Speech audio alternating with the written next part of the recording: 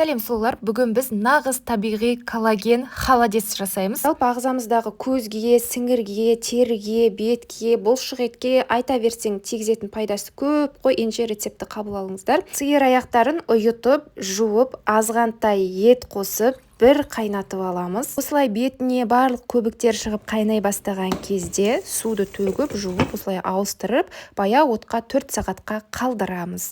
4 сағат өткеннен кейін қалауыңызша мен секілді сәбіз, пияз қоссаңыздар болады. Татымына қарай тұз, бұрышын қосып, тағы да баяу отқа 1 сағатқа қалдырамыз. Сізде тағы да бетіне көбіктер шығып тұрса, сорпасын сүзіп алсаңыз болады. Енді 1 сағат қайнаған көкөністерімізді, жаңағы сиыр аяқтарын, етті алып, осылай ұсақтап, видеодағыдай турап шығатын боламыз. Самырсақтарымызды осылай ұсақтап турап аламыз да, барлығын жаңағы сорпаға саламыз, жақсылап араластырып, баяу отта 45 минуттай бұқтырып ұстайтын боламыз.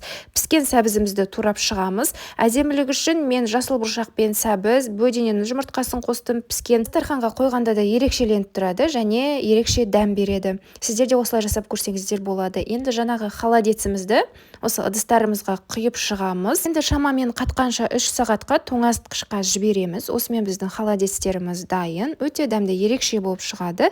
Ендеше бізге ас болсын, міндетті түрде жасап көріңіздер.